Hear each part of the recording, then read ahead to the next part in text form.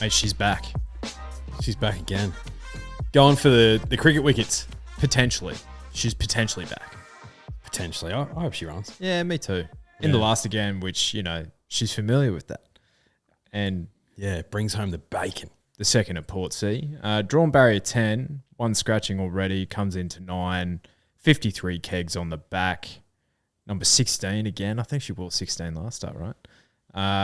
In the time-honoured benchmark 78 Ladbrokes Communities. Contested Eagle Farm in the last. Look, not 100% a run yet, but she's $10 again. Yeah. I think it's justified this time because of the sticky barrier, but mate, she gets in the same position as she was last time. She'll win. You know what I mean? Because she lost a couple of lengths doing all that hard work in the middle. Yeah, she wins this race, mate, if she runs. It's just a matter of whether JB, Jack Bruce, wants to give the other horses a chance. I'd run her. So gate 9, another scratching, gate 8. It's one of those things. It's like, is gate 8 that much worse than gate 6 if she drew that? I wouldn't have thought so. No, she might just be a bit more negative. Wouldn't want her further than like a pair back than what she typically has been. She's 4 back, then I think she struggles to win. I think 3 back is like That's midfield fine. Is where she's comfortable. That's fine. She's absolutely flying, this mare. Bomb-proof. She is. She really is. And when you've got the best jockey in Australia on, Damien Thornton. Yeah, well said. Anything's possible. Yeah. The boys at work who are also involved in the second at Portsea, an astute purchase, might I add. They said, according to JB, Jack Bruce, this could be a 6 or 7 run prep. Wow. Love to see that. Look, strike while the iron's hot. I agree. I agree with that. Keep her in work. I'm just having a look at the time-honoured punting form data to see what they've spit out for the second at Portsea. So for all benchmarks, right, you need a -2.5 rating to win this. And let me have a look what she's put up this prep. Oh, I have to scroll a long way. She has put up, so she went a 1.8 and then a -0.5. So basically she's on that trajectory to actually continue on that. Love to see that. What does that mean? It's basically a benchmark figure that punting form come out with. So it's like your Group 1 races would be over -10 basically, or lower than -10. As in, so it's like 10 lengths faster than typical of that of that track and distance of like that benchmark class. So it's like that's all benchmarks. So you need to go like 2.5 lengths better than all benchmarks. So that's like maidens to like highways to Group 1s. What if a Group 1's run at a farcical pace? Then what does that mean? It's a low rating Group 1, but they typically still rate okay because they're Group 1 horses. Oh, my arch enemy's back. That fly. That fly's back. Yeah. Basically, I wouldn't read too much into it, but she's gone near career best at her last start. She's in career best form, basically. She's in career best form. I don't need bloody rocket surgery to tell me that. It's called these two things, mate. Yeah, that's true. The eyes. Yeah. Tell you everything you need to know. Mate, the data nerds, which I occasion in the data nerds every now and then, but they've claimed a few in recent weeks. Yeah.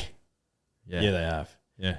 I'm not a be all and end all data guy. I find it fascinating to read. Yes. Particularly ratings, and we've mentioned our guy Dan O'Sullivan, who, based on his ratings, agrees that Portsea's in career best form. It's actually true. Yeah.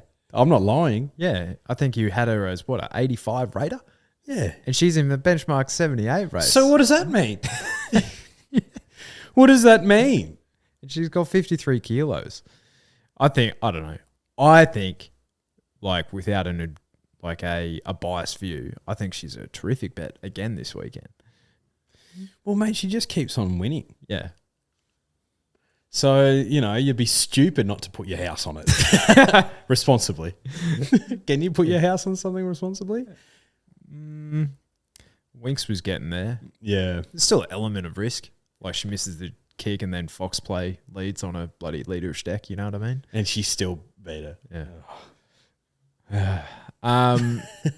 All-Star Mile. Huh? Have a look at this for a field. Race 8 at Caulfield. Where's the rail here? Surely in the true. No, rail's out 6 meters. You're kidding me. You are fucking kidding me. Oh, is it actually?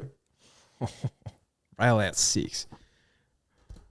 I'm gobsmacked. What are they doing? Mate, Racing Victoria's honestly lost the plot. I've deliberately, I just needed a breather from racing media this week, so I've consumed nothing this week. Basically put up that Aegon got an injury, so you lose him from the All-Star Mile. That's about it. Yeah. I've deliberately basically put a hiatus on RSN, SEN, all of them, just so I could basically go in with my own thoughts, but also I just have bigger fish to fry at the moment, you know what I mean? Yeah, busy. So, but I did not catch that.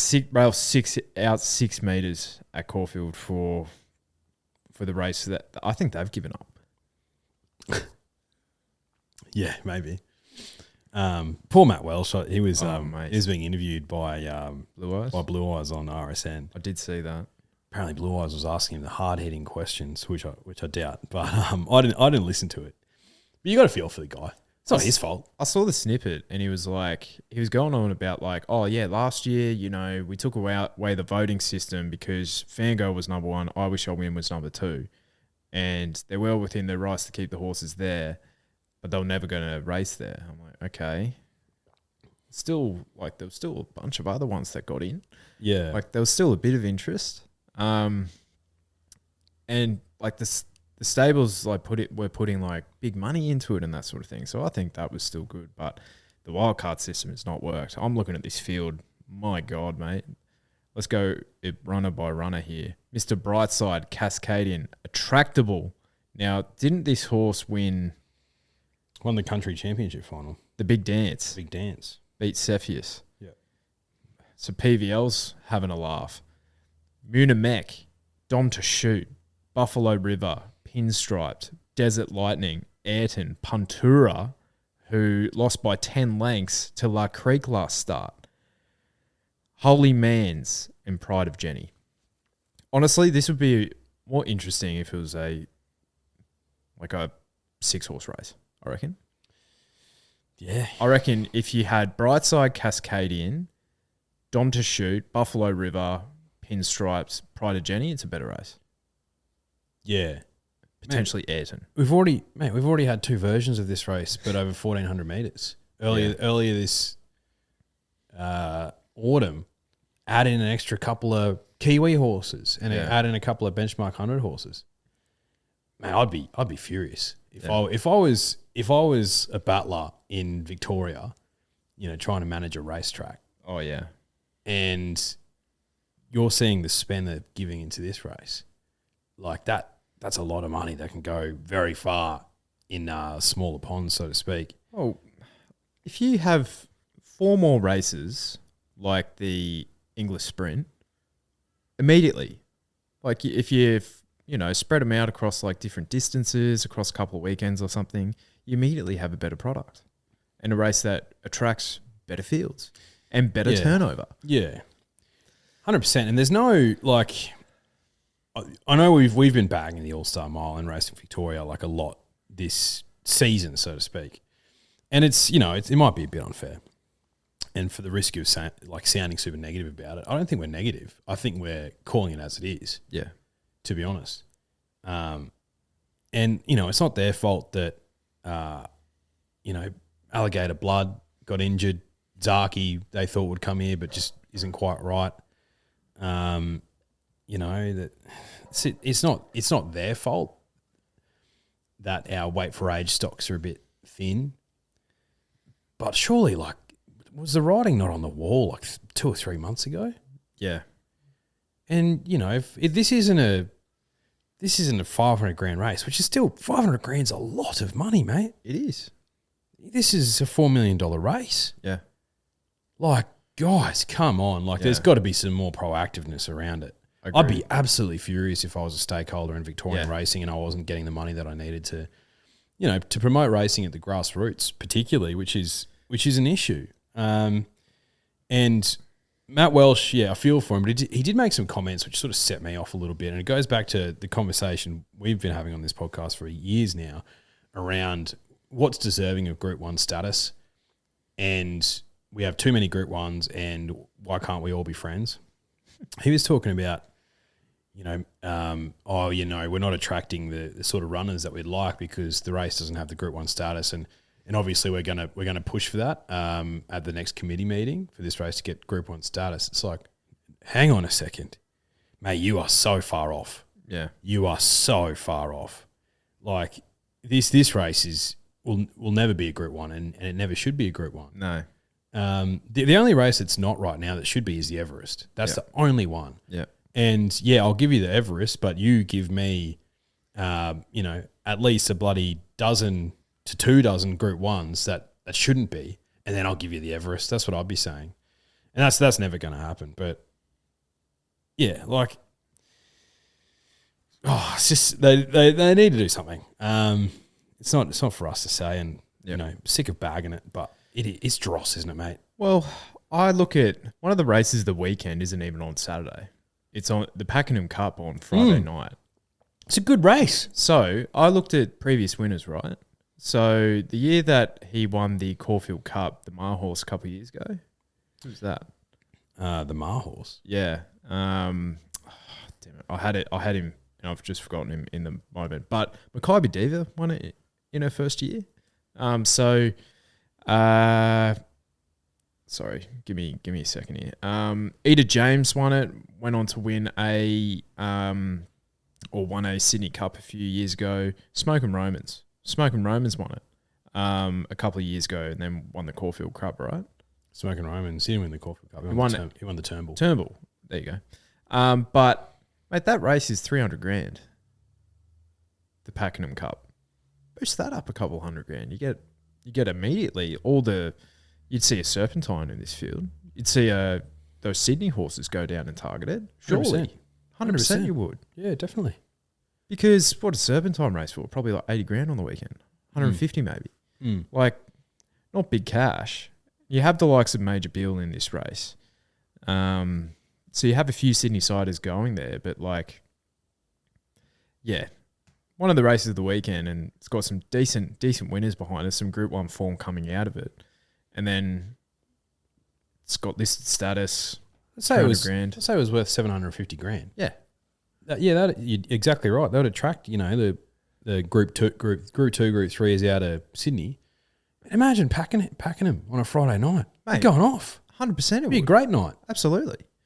So I think they've just missed a trick there. You can't tell me this is going to be a busy day at Caulfield tomorrow.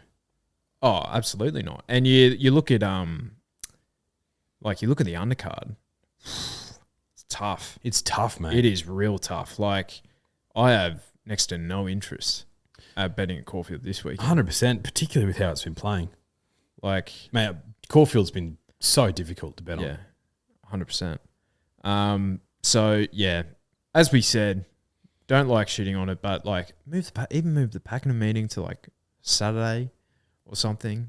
Give it the time it wants. Probably does affect turnover because it isn't one of the big metro tracks, but to be fair, Pakenham plays pretty decently. Yeah, and mate, if you put anything on a Saturday as a standalone, it's going to have turnover. Yeah, Pakenham, like why don't you move? Instead of having the All-Star Mile, why don't you just change your shitty Futurity or your shitty CF4 to a mile race and make it a Group 1 at Pakenham? And you know what? This is what PVL does way better because he puts the Hunter on at Newcastle. It's a 1,300 metre sprint or whatever. Worth $1 million or whatever it is? Worth $1 million. It's on the Saturday, bang. He does. I think there's one like the Coast at Gosford or something as well. And all the young people going to the track who live in Newcastle on that, who might have gone for the first time ever, right? As a 19, 20-year-old to go to the Hunter or the Gong or whatever it's called at the different racetracks on a Saturday. You cannot tell me that of the hundreds or thousands of people, young people who went, that they're not therefore also being like, hey, I had a great day at the track. Why don't we go this Saturday? Yeah. It's not a big meeting at all, but let's go and, have a good time. Like, I agree. Yeah. Anyway, Anyway, so who do you think wins? Barrier 11's fascinating. It's almost tinfoil hat sort of on. I'm like, oh, that's deliberate. Like, you know what I mean? Yeah. Like, just to make a race of it. Yeah. Especially with Jenny, like, drawing 6. Like, if the rail's off, she gets in the perfect spot. If it's on, she probably has the speed to find it. So it's like, yeah, I don't know. I think she'll be a bit tougher to run down this time. And second up, she ran a really, really solid race against Amelia's Jewel on a night where the rail was, and it was a bit leaderish on the night. Yeah. Mate, she's been in good form for 12 months, not just 6 months prior to Jenny. She ran second, nearly beat Espiona in the Coolmore Classic, remember? Yeah. At a huge price. At a massive price. 70 to 1 or something. Massive price. Man, I'm telling you this much for free. There is no way in hell I'm diving into $1.70 for Mr. Brightside in this race. Like, no way in hell. No. $1.50 versus inferior stock last time. That was almost a value bet. But still, didn't really interest us because we're not big fans of diving in at those prices. But $3.80 for Pride of Jenny, where she's proven it like time and time again. Like, she looked absolutely done at the furlong first up. But she has a big heart, mate. She has a lot of ticker.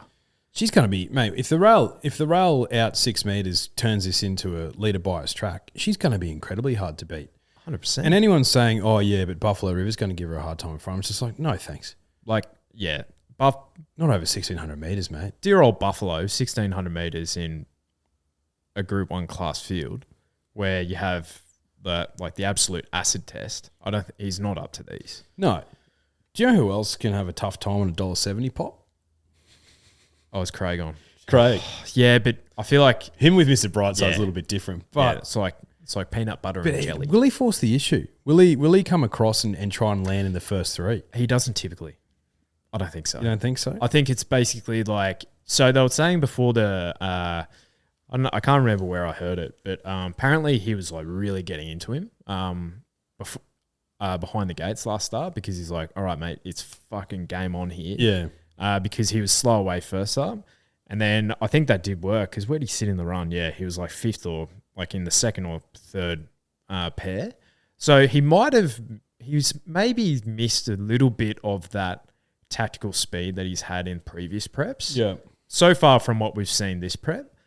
So I could see him in a very similar position to what he was first up. And with 3 extra horses in the field, like there could be some slow ones in his way. And you know where Pride of Jenny's going to be. Mate, she's the bet above Mr. Brightside in this race. Absolutely she is. And like I think I said it on the podcast last week that Mr. Brightside has a mortgage on this race, which is hilarious. But like, geez, that gate's tricky. But the other one, and if it is a leader bias and it makes it almost impossible for him to win, what about the old boy Cascadian? He's a bit of value. Yeah. I don't know. I find him, I either want to back him at Flemington or Moonee Valley. He gets around Moonee Valley really well, Cascadian, but like at Flemington he's proven as well. He absolutely walked in an Australia Cup. He ran so unlucky in about 5 Cantalas. But I look at his form at Caulfield. At Caulfield, mate. Like, so he was last time he was there was about a year and a half ago, where he was running 3rd behind like Snap Dancer, and that was first up over a distance not suitable. But then he's beating Yonkers. Like, I don't think Caulfield's his jam. Yeah, it's not. But like he's 13s. Yeah. So like if you're the type who's like, I'm going to get the favourite beat and there's another thing that's in the market, like he's got his fans, mate. Oh, absolutely. He's got his fans. Big balls Benny on. But like I can't really talk into anything else. Like Pinstripe first up, Wait for Age, probably not his jam, although he's a genuine miler. No, couldn't. Like Dom to Shoot, I think, he's a rung below, but he's $34. I think he's the best roughie in the race. Him or Pinstripes. Yeah. For mine. Yeah, I'm a Pinstripe guy, as you know. I got out of the casino with him. And he's $35. That's a massive, massive price. And I actually like Gate 1 for him because he'll be sitting It's handy. further forward. Yeah. But I just don't think he'll have the sprint first up. Nah, so. I think I might have a bet on Pride to Jenny. She's my on top selection just because of the race shape where I think it's going to get to. And mate, over the mile, she's just bloody hard to get past. She's so hard to get past. Oh, mate, she's the bet in this race, but I'm going to have Brightside on top. Yeah. But none of my money on. So I put out on Instagram, give it to Brightside now as a question mark, All-Star Mile thoughts, right? So the drifters were coming in thick and fast. So as a Mick 96 should be renamed the 1-Star Mile. Nick Scala, Cascadian produced an absolute bottler to ruin everyone's multis with Mr. B. Josh Buttonshaw, now he has been giving us a lot of opinions, which I love. As a punter who is 0 from 3, Brightside wins. Jenny runs top 3. Cheers, boys. Cheers. Chris Socko, joke of a race now, needs fixing. Paul Zedman, Jenny, Brightside, Buffalo, pinstripe top 4. Don't mind that. Yeah. Pinstriped each way could be value from Mitchell Kendall. And give us a spell pod. What a snooze. Let's go with Jenny. It's kind of my sentiments as well. So that's our All-Star Mile thoughts for what they're worth. Now, there was some other races on the card. I think we go to race 5. How would you say that first word? The Key clean. Key clean? Key, yeah. So, yeah, it's like a circular key. Yeah, Victoria Key. Yep. Yeah. Key clean, anniversary Vars, 1,600 metre listed race. Nugget is here. First Immortal's interesting. Short, though. $3.80. And he's they were targeting him towards a Melbourne Cup last year and they failed. Any interest here at all in absolutely any shape, way or form?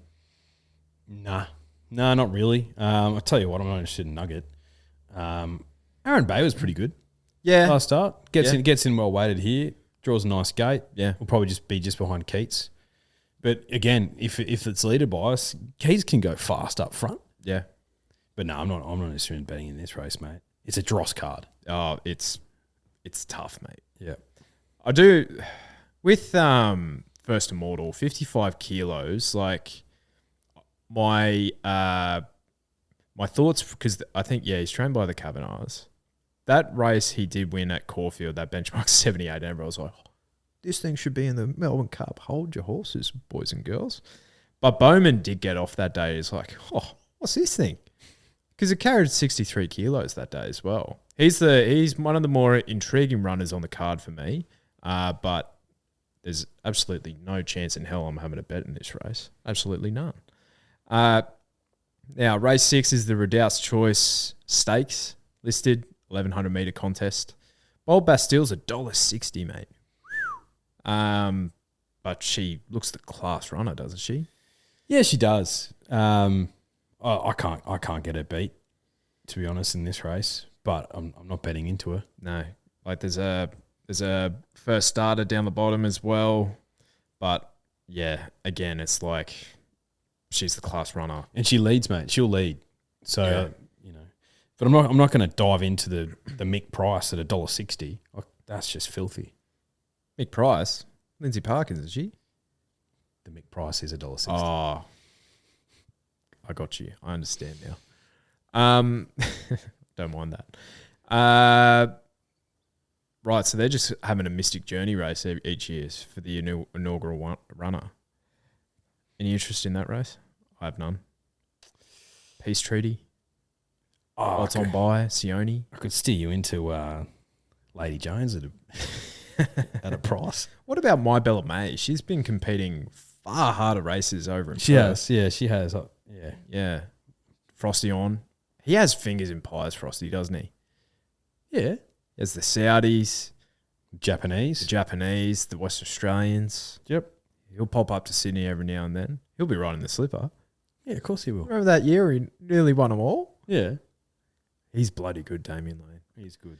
Yeah, My Bella May, I reckon she might be a play, but again, we're not given too much insight here on the Melbourne card. And race 10 is the Team Blue Bell Esprit Stakes, 1,200 metres listed handicap. Now, Indian Pacific's a huge pricey. I texted you boys. Had a little tenner on Indian Pacific when he knocked off those at Moonee Valley. I thought Moonee Valley was his track. Nick Ryan got him right. He's a good trainer, mate. For a horse like Indian Pacific, who hasn't won in 3 years, gets him over the winning post again. Yeah, it's not a bad effort. Not a bad effort at all. Was Sweet Ride in that race? Yeah. I didn't mind Sweet Ride in that race. It was almost too bad to be true. It's $12 here. Draw's nicer. Let me just have a quick look at its Caulfield form. Yeah, it's not great. Yeah, how's the insights, Drifters? Ray Bagnerio, Yeah. failed last start. Well, Ray was scratched from the Newmarket as well, so not pretty good in the Oakley Plate as well. Ray, but I don't know. What about Brudenell as well? He was finished 5th in the Oakley Plate, but he's been up since like the end of November as well, and he's dual accepted in Sydney. So love that. Tough race, really tough. Grand Impact's interesting. Yeah, fascinating. Last time it ran was in the Coolmore, so that's says here 72 weeks. Bar plates on first time. Fascinating. Probably a watch for me. Yeah. Pretty much the entire Melbourne car is going to be a watch for me, mate. Mahaba is interesting. Like he could poke his little hoof out here. Like he had a similar run to what he did first up. Beaten a few lengths, a little bit disappointed. Then he came out of the valley, beat Brave Mead, who's, turned into a bloody winning machine. Couldn't win last start. $12 is a big price for him. We talked about basically the whole field here, but Bankmore was really good first up as well, but he can run on a bit. Second up, rather, behind Indian Pacific. But let's head to Rosehill because I think that garners more interest in my humble. Let's go to the Coolmore Classic. Is it race 8 or race 9 on the program? Race 8. Race 8. Coolmore Classic, 1,500 metre Group 1 for the fillies and mares. Handicap. Zugotcha, top weight, 57 kilos. Gives the field at least 1.5 kilos, but up to 7 kilos as well. Barrier 2. J-Mac on. Jeez. She's going to be awfully hard to beat. She gets to run the race. She'll probably be in the coffin, I'd say, on the fence. Maybe one off if J-Mac holds his line.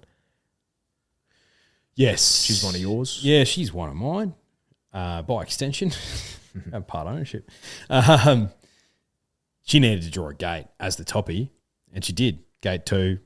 We know that she's got gate speed. Like, she's not a leader, but we know she has the ability to sit in the first third, which is what she's going to do here. And, yeah, she's given them more weight, but she came back so well.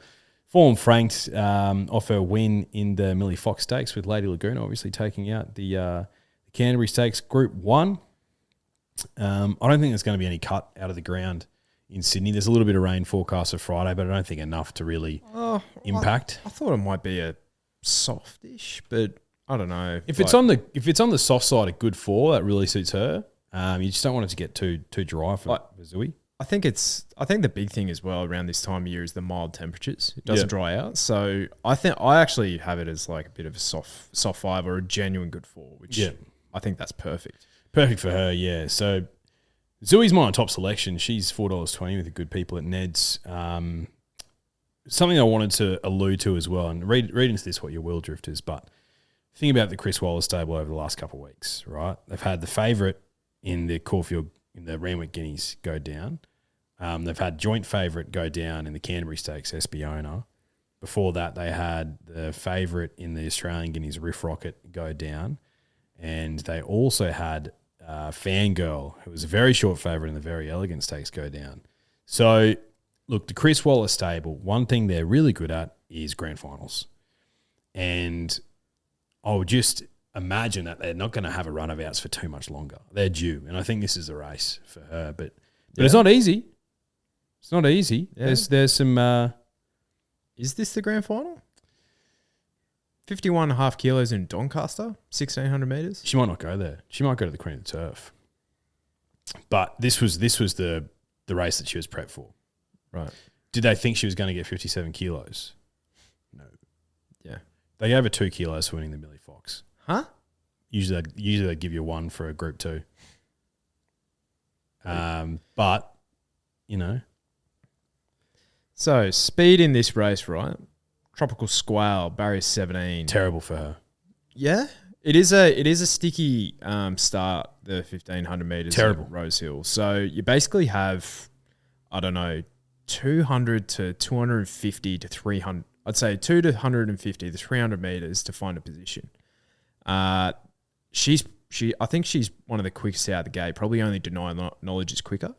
So I think she finds the front, but she does a lot of work to get there. Terrible gate for her. And she's weighted pretty poorly. Like 54.5 for a 3-year-old filly. That's tough. Too much.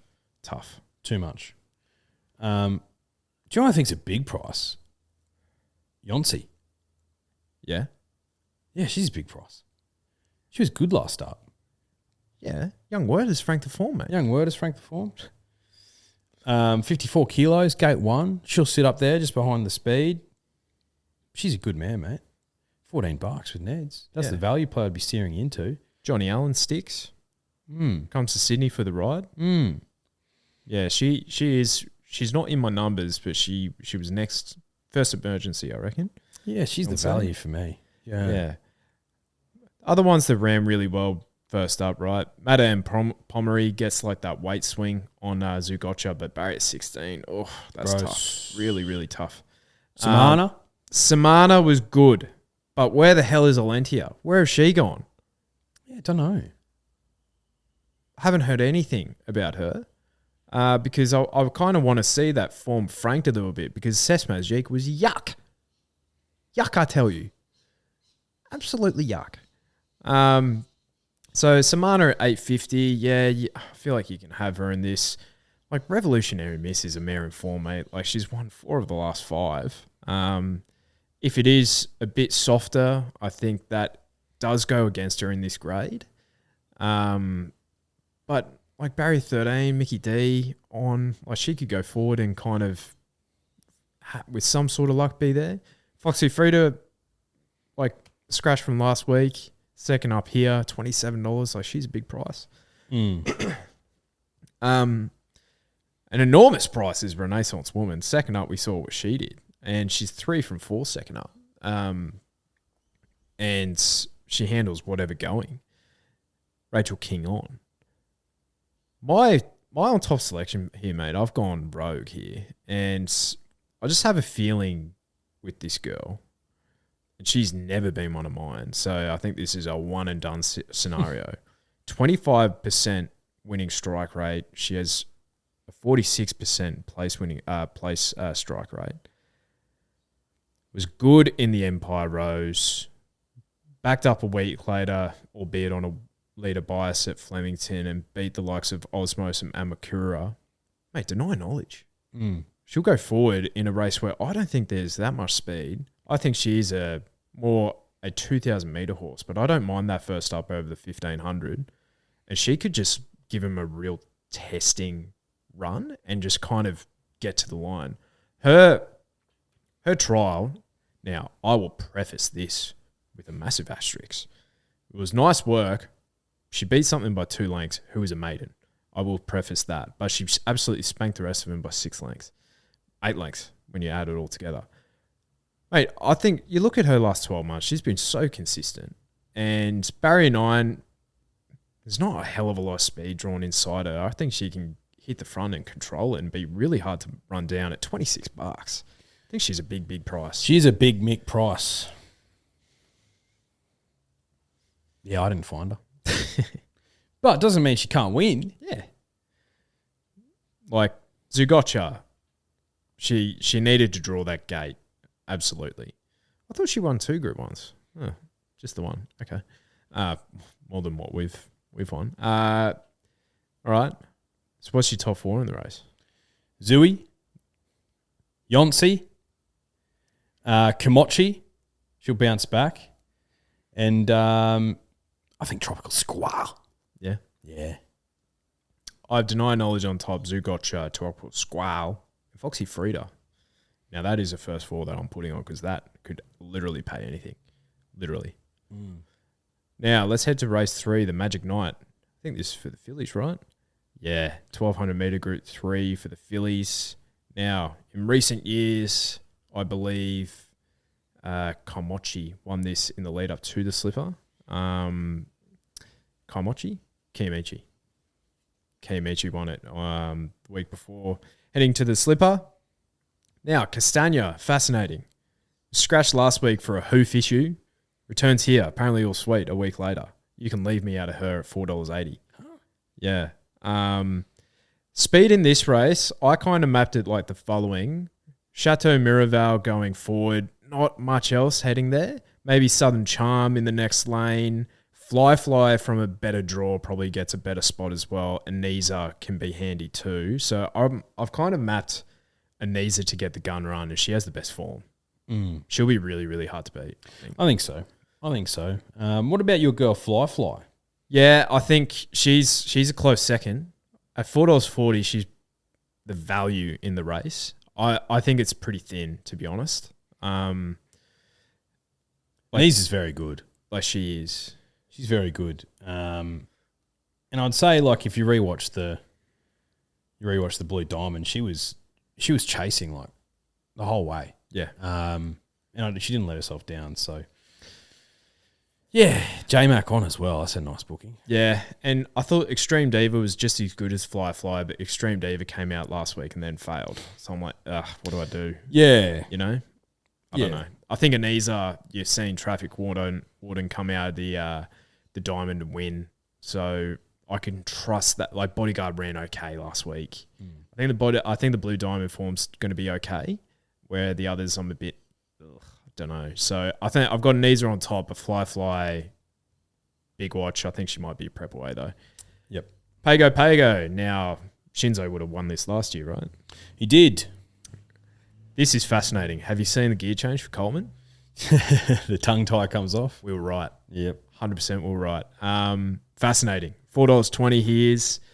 Gatsby's, $2.30. J-Mac Waller, barrier 3, goes forward. Now, there was a horse that ran from his race last week, a filly, by the name of Silmarillion. She ran second to Erno's Cube last week. So that form's been somewhat franked. But Coleman, Schiller on, barrier 5, tongue tie off. 1,200 metres first time. He's only won over the 1,000 twice. You backing it? You giving it another chance? I think so. Getting a price to find out. Yeah, I think so. I think you just sort of put a line through the Blue Diamond, and you give him a chance here. And if he doesn't win, you're like, okay, I'll never again. Gatsby's is fascinating. The Waller camp has a massive opinion of this horse, and clearly the bookies aren't stupid because he's $2.30 with the good people at Ned's. I think you're getting a bit of a Waller J-Mac tax there. You are, but you're not getting a tax in futures. He's 50s at the moment in size produce, which is where he'd be going. Yep. Because like if he wins this year, he'll run the slipper, but really, like is Waller thinking this is his slipper horse? Yeah. So I think it could be a Dan Hutchins special, and if he's the favourite for this, and he's only it's only his second ever run him in the slipper. If he runs well there, what price will he be in a size produce? Could be double figures still, but it'll be like a 1 in front of it. Yeah. So that's a nice play by you. Well done. Yeah. So if you want to have a little responsible futures bet, it's an all-in market. I'm pretty sure it would be the size produce now. I'd say so. So do with that information what you will. Now, the other one who is the stablemate, the amount of 2-year-olds Chris Waller has these days is absolutely sickening. Now, if I have looked at the size produce, right? Now, yeah, so you have Divana at $17, who was solid behind the likes of, who did he race last start? Was it Stormboy? Yeah, Stormboy. He was only going through his gears late there, Divana. So I think they've kind of earmarked him as a size and a champagne horse as well. But he's by done deal, so that makes sense. Yeah. Yeah, Gatsby's, mate, $51. Like, that's the clear, easy bet to have there. Absolutely. Yeah, I'm with you. In this race, I think the intent is there with Coleman, I think.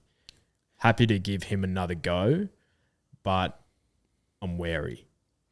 Yeah, like you're not betting big on Coleman in this race. No. But like I'd rather bet on him at $4.20 as the horse who started favourite for a Blue Diamond.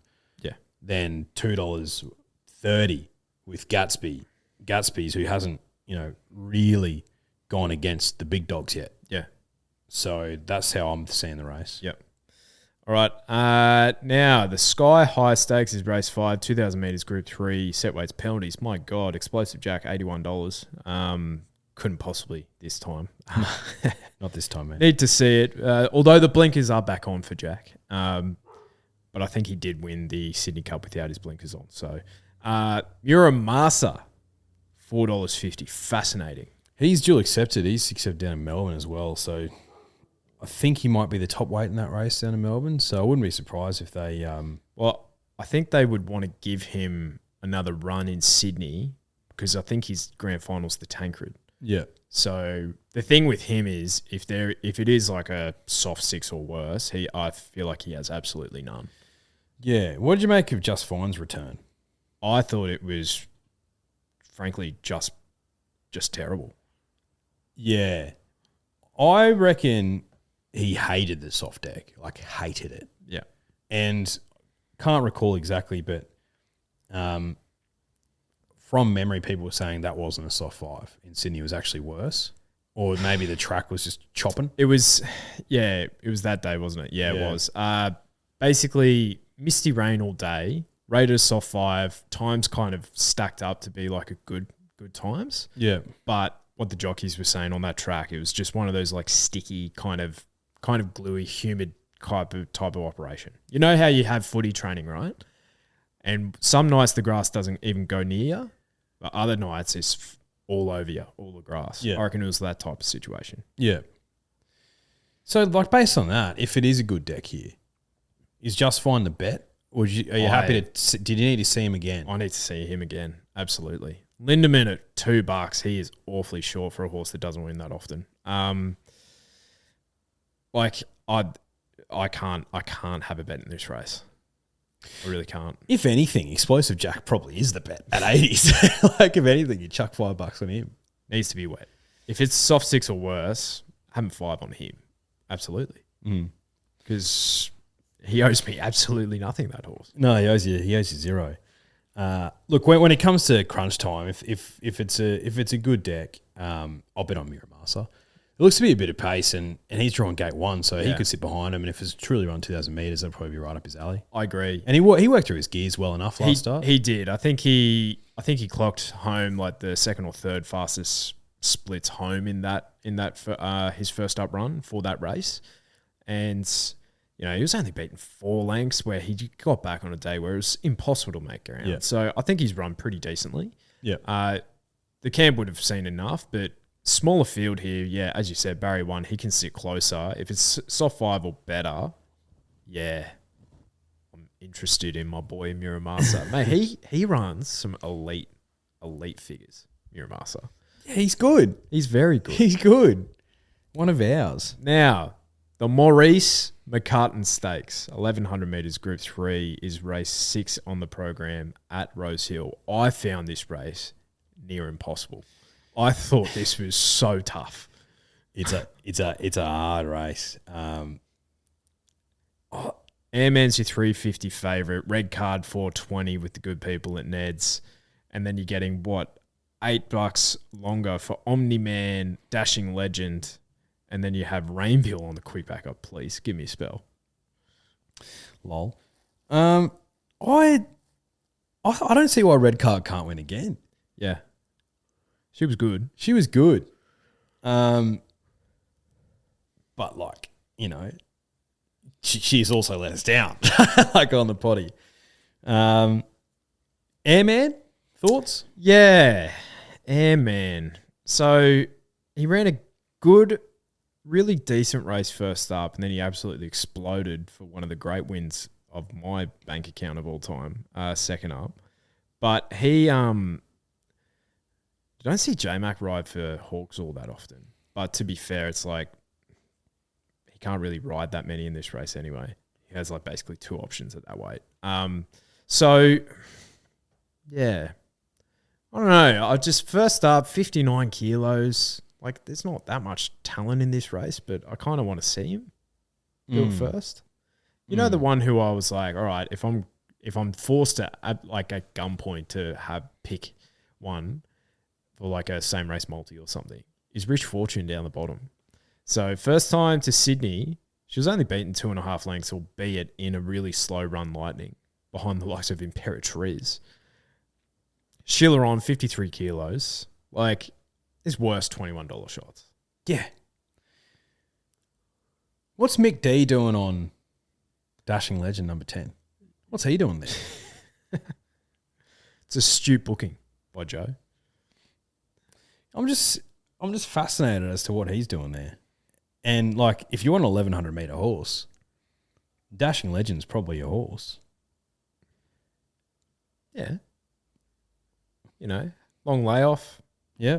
Joe with these tried mares is one of the best in the business. Yeah. $9 for the good people at Ned's. Yeah. Maybe I'll steer some drifters into that. Yeah, all right. Yeah. Why don't you? Yeah, that's what I'm going to do. Okay. What about the Far Lap Stakes? He was a good horse. 1,500 metre Group 2, 3-year-old set weights. Oh, another impossible one.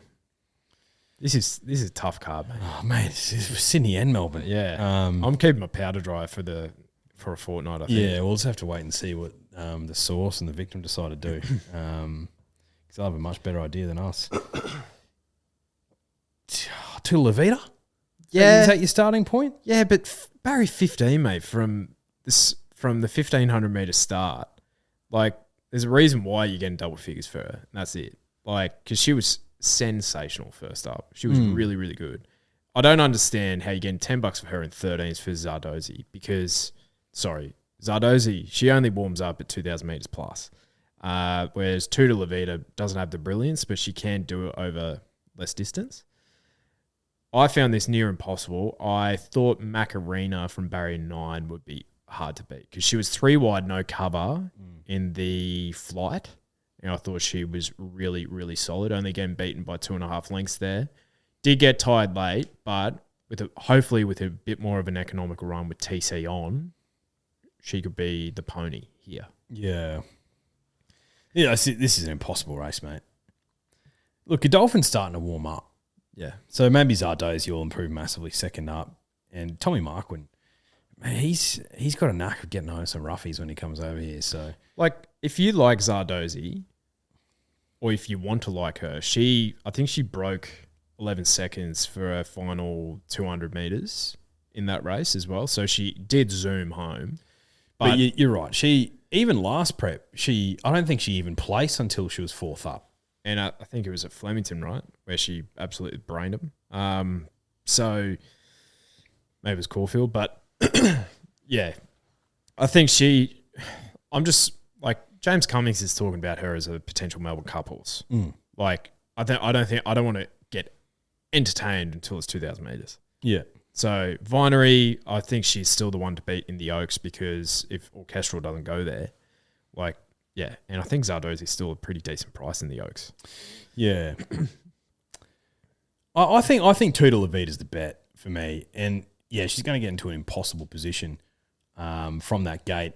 K-Mac's in good form, and she was so good first up that – and we know the Waller camp barely has him ready to fire first up. So, yeah, she's probably the bet. She's double figures for me, but zero confidence. This is a sort of race where if it is a wetted deck, I could just see someone like Chris Tilly popping up. I thought she was a stupid price. Like, mate, she was good because nothing could make ground. The only things that were making ground in that race was Roll On High, where's she gone? Because she was nominated in the Classic and in this race, and she didn't accept for either. So what's wrong with her? Well, wherever she goes next start, I want to be on. Yeah, she's good. Moody does that from time to time, though. He takes his time and then it goes bang. So he's a smart trainer, mate. Yeah. So he might have just seen it as like, you know what? I can't even figure this out.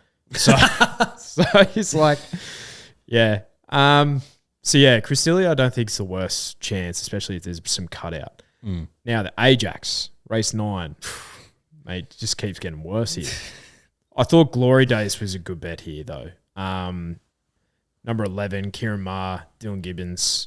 What I love about this horse is he obviously needs to be kept fresh between runs. He hasn't had a run since the 27th of January. So, and that was his first run in 6 weeks at that time as well. So, love the spacing. I think this is a horse that's just going through his grades. And I have a feeling that I remember in my mind somewhere that Kieran Maher was talking about this horse for a Doncaster. So, if he is, then I'm fascinated to know what that horse is in a Doncaster. So if I have a look at what he is, he's $51 in a Doncaster. If he wins this, he probably gets a start. Yeah.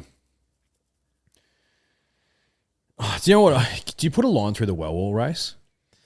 That was such a bunch finish. Wellwall, Yeah. Robusto, Palmetto. Yeah. Remember Palmetto started favourite in was it the Invitation?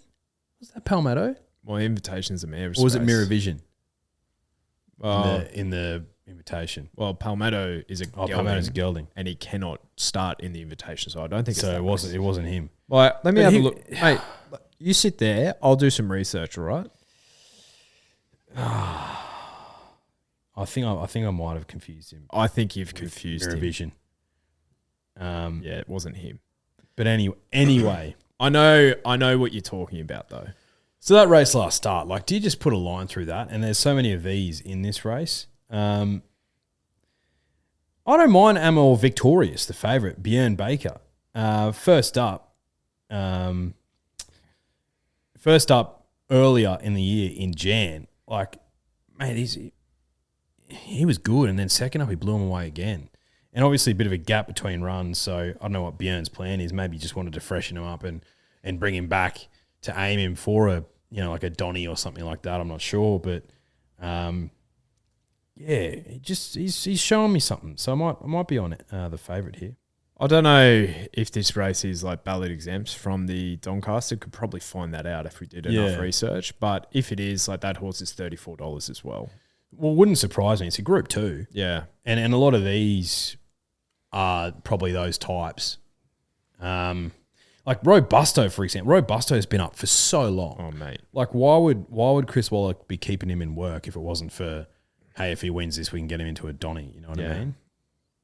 So that's the assumption. But apologies, Drifters, not as much research done here as we probably should, but that's all right. In summary, though, really tough weekend of racing. Oh, mate. Very tough. Very tough. I think Glory Days is probably my best bet over the weekend. Him or I'm going to have to open my laptop again. Or Anisa, I'd say. Anisa's going to be really hard to beat in that that Phillies race. Yeah. I don't really have anything as of yet that I'm particularly keen on. Yeah. It's like one of those days. I'll have a closer look. And when you have one of those days, keep your powder dry. Yeah, definitely. Actually, what am I saying? Thesecondatportsea is my best bet. Yeah, that's an easy bet to have. It just depends on what the decks are looking like and all that sort of stuff. So TBC, Drifters. Hasn't really been very insightful this episode, has it? No, there's been moments, mate, as we typically do, but I think we are victims of the dross put in front of us. We don't have any control over that whatsoever. No, but tell you what, next week. This is a calm before the storm. Yeah. Literal storm. Like, there's 7 Group 1s next week. Literal storm, boy. Literal storm boy, exactly. 7 Group 1s. So there's the Golden Slipper, obviously, the Rosehill Guineas, the Ranvit Stakes, the George Ryder Stakes. It's typically another one on the Galaxy. The Galaxy. And Australia Cup. I don't think the Australia Cup's next week. The William Reid is, though. So that's 6. It might be 6, not 7. I thought the Australia Cup was next weekend. Because I could be it was wrong. in March, I thought. But, I could be wrong. Let's have a look here. Australia Cup. Oh, no. Don't doubt yourself, all right? Yeah, so 1, 2, 3, 4. Yeah, 6. Plus the Hong Kong Derby as well. Good stuff. So yeah, we've got work to do next week. Yep. Next week. Storm Boy's still number 1 seed for me in the slipper. Yeah. think so. Yeah. Recency bias. A lot of chat about Switzerland. I saw like on Twitter, just doing some scrolls, like who's your top pick in the slipper, and I feel like it was like maybe 60-40 Switzerland, or like Switzerland over Stormboy, and then a couple of like Lady of Camelot's put in there as well, which and she trialled this week as well, so it's like, top of mind. But of the figures presented to us, none of the 2-year-old colts could beat home King of Sparta on the same day. That's what I mean. Like that's unbelievable. All right, that's unbelievable. Could you imagine, right? King of Sparta, probably with 7 kilos more on his back, he would blow all those 2-year-olds away. Yeah. He would brain them. He would. He would. So Stormboy's a hell of an animal. Yeah, he's a freak. And I just, for selfish reasons, I want him to win. But more for the story of like the $50 million purchase and all that. And I want to see him do it. That's what I mean. Like, I'm all for, if you're the type, Josh McClellan, to see a favourite and be like, I want to see this thing beat, and I'm going to do everything in my power to see this thing beat. You can only do so much. Yeah, exactly. I get that if you want to try and find something at odds, but people saying like, Switzerland's better than Stormboy. Well, as it stands right now, I disagree.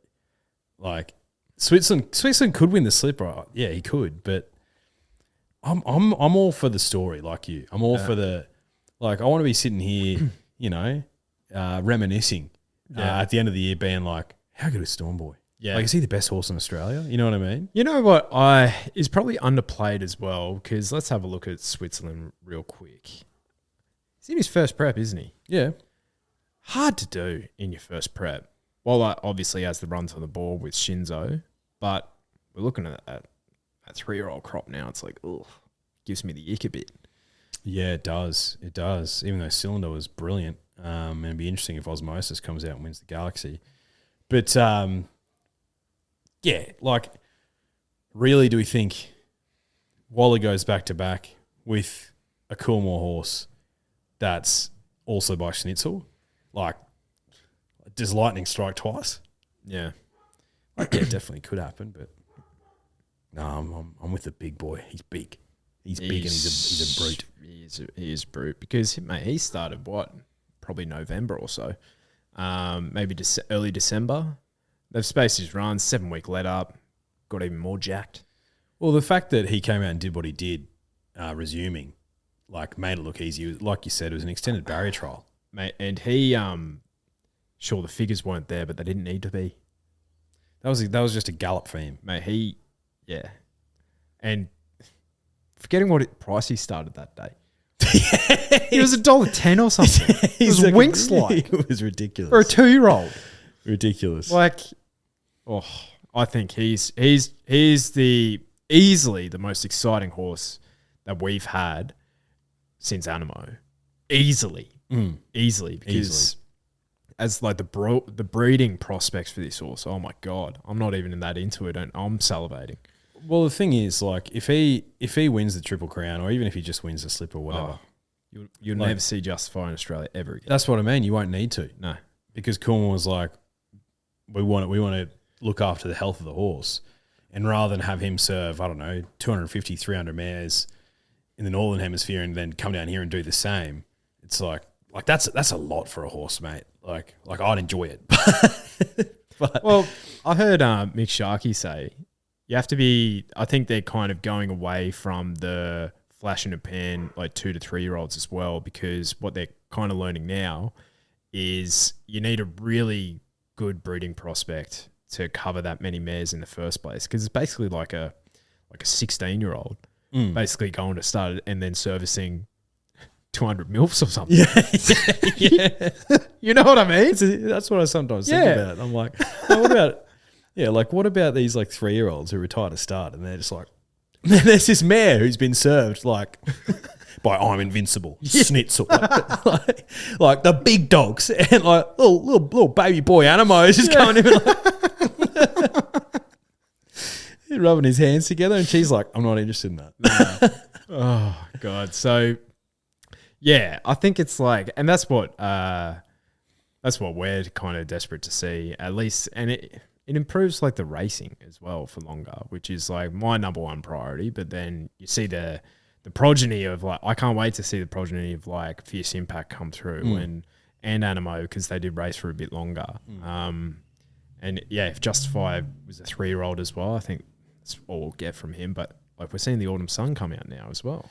Yeah, and by all reports from, like someone in the know, like Sneesby Racing, who's got a fair few Autumn Sun progeny flying around the place at the moment. All reports from Chris Waller and the likes of it, like they're only starting to really come to hand as a late season 3-year-old. Yeah. So Autumn Sun's probably going to be in that So You Think mold. Like, all right, so would have retired around the same time, right? I'm thinking a Tagaloa. You compare his progeny to the likes of the Autumn Sun, and I don't really know what I'm talking about here. But like, I don't know, Tagaloa would have had those really regal Japanese bloodlines, so that's obviously very commercial. Yeah. Autumn Sun, who's he out of? Redoubt's Choice. Yeah, okay. Yeah.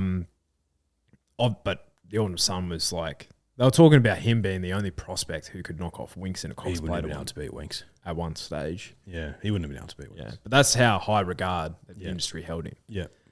And then it was like he was taken away.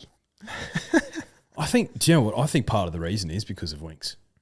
Both trained by Waller. I think Waller could have said he stands at Arrowfield Stud, the Autumn Sun, where his father did. I reckon Waller would have said to them, if you race this guy on as a 4-year-old and he goes up against Winks, he's not going to beat her once. And what's that going to do to his stud value? Probably. Like he wasn't an early 3-year-old type. He was a late.